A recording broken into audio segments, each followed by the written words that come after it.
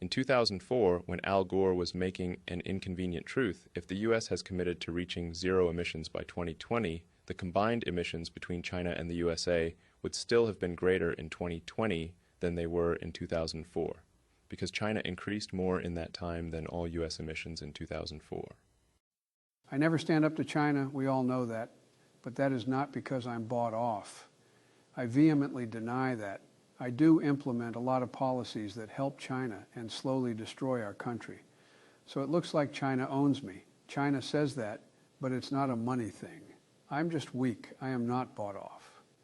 You say climate change is an emergency, but by far the largest producer of greenhouse gases, which is China, is allowed by the Paris Climate Agreement to increase their emissions in 2024 and increase over that in 2025, and increase over that in 2026, and increase again in 2027 and 2028 and 2029. Have you noticed climate activists never mention China? They throw soup on artwork everywhere but China. It's an emergency, but you can't fly to China and do that.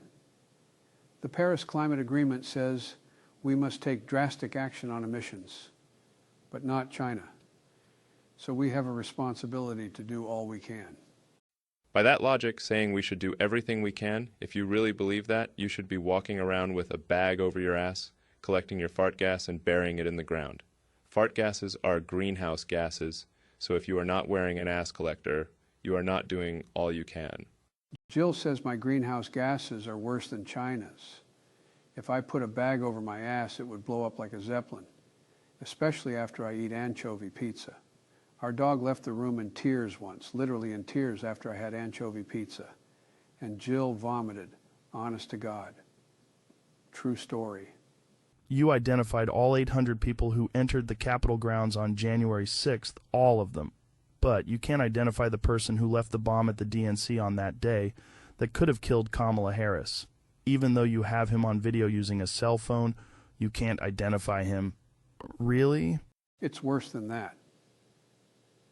The assistant director of the FBI said he doesn't even know who found the bomb at the DNC. We never honored him for saving the VP's life, never even publicly thanked him. And they told us the critical cell phone data that could have identified the bomber was corrupt. What a crock. The DHS requested texts sent by the Secret Service on January 6th, and the DHS told Congress that many of those texts have been deleted.